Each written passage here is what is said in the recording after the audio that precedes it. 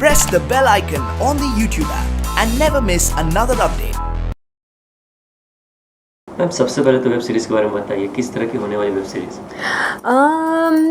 I think bombers जैसे उसका title है और जैसे आपने पोस्टर देखा ही होगा, it is to do with football and I think sporty spirit में है and given the track record of India I think sports has always been has had a special attraction. जितनी भी स्पोर्ट्स पे फिल्में बनी हैं आज तक लोगों ने बहुत खुशी से बड़े चाव से देखा है बिकॉज स्पोर्ट्स और ज़िंदगी में बहुत सारी सिमिलैरिटीज़ होती हैं.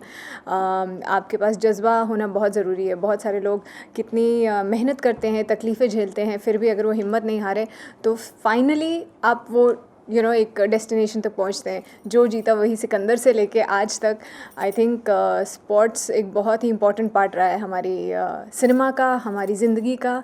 और we have always loved watching sporty films.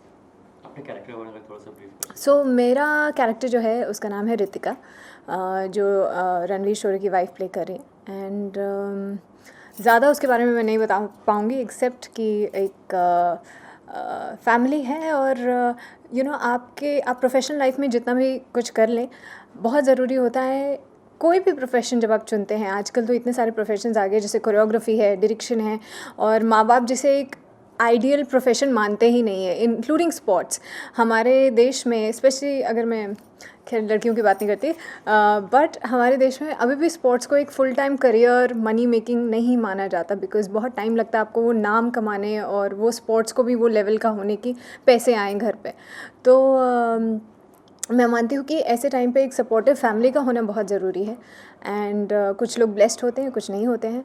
तो आई थिंक वो भी एक जर्नी दिखाई है कि हर एक सक्सेसफुल इंसान, स्पेशली स्पोर्ट्स आई से, बट आई थिंक ज़िंदगी में हर एक सक्सेसफुल इंसान के पीछे उसकी फैमिली का बहुत बड़ा हाथ होता है.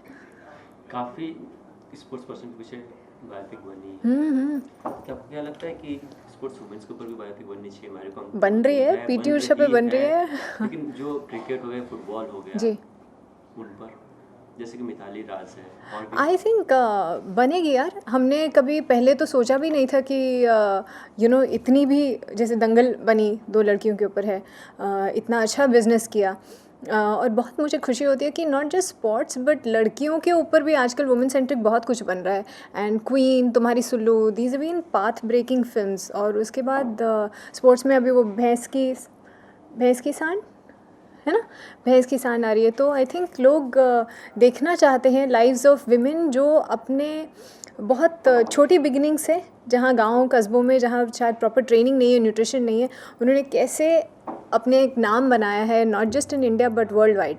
तो लोग इंस्पायर हो रहे हैं और मुझे बहुत खुशी है कि आज कल के टाइम पे कंपेयर टू शायद 10 साल पहले स्पोर्ट्स को काफ़ी मायने दिया जा रहा है, सीरियसली लिया जा रहा है. लोग उस पर ट्रेनिंग में लोगों के पैसे खर्च कर रहे हैं और चाहते हैं कि स्पोर्ट्स भी इंडिया का एक अहम हिस्सा बने. जी अहम हिस्सा बने. अहम हिस्सा बने. किस तरह का एक्सपीरियंस हो रहा है कास्ट के साथ में काम करने?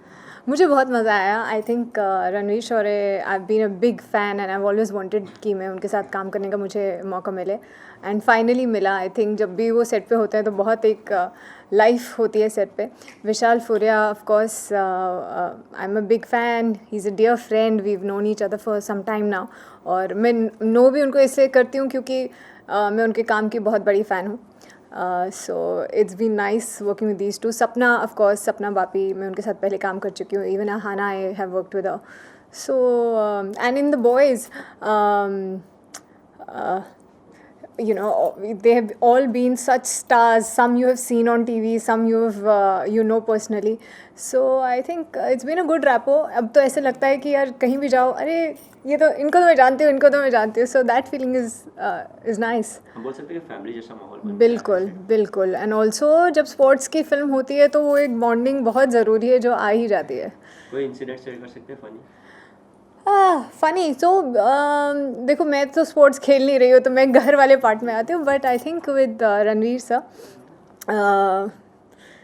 मैं सीन बता नहीं सकती, बट एक था थोड़ा हाई वोल्टेज वाला सीन, और उन्होंने बोला देखो हम प्रैक्टिस करेंगे, ठीक है, तुम मुझे आराम से मारना। हाँ, तो फिर मेरे हाथ में रिंग थी, बोले नहीं नहीं ये निकाल दो पहले, आराम से मारना, मुझे लगनी नहीं चाहिए।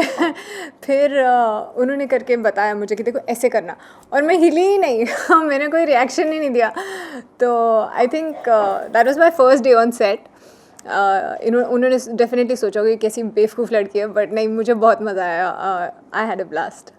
फाइनली कुछ बोलना चाहेंगे फैंस को? मैं सिर्फ यही बोलना चाहती हूँ कि thank you so much. It's been a wonderful journey, and इतना सा जो प्यार मिला है लास्ट कुछ महीनों में, आई जस्ट होप कि जो मेरा हमेशा इंटेंशन रहा है, जो मैंने सारी इंटरव्यूज़ में बोला है, फ्रॉम स्त्री to Gandi Baat to city of dreams to अभी ये द वैरायटी जो मैं देना चाहती हूँ कि 10 साल के बाद जब मैं अपना करियर देखूँ, मुझे लगे कि हाँ यार मैंने सब कुछ किया, एंड सब कुछ डिफरेंट किया, एंड बॉम्बर्स भी उसी लाइन में है। तो प्लीज़ बॉम्बर्स ज़रूर देखिएगा, आपको बहुत मज़ा आएगा। And if you are a sports lover, trust me, this is been we put a entire sweat and blood into this, so please go watch. Thank you.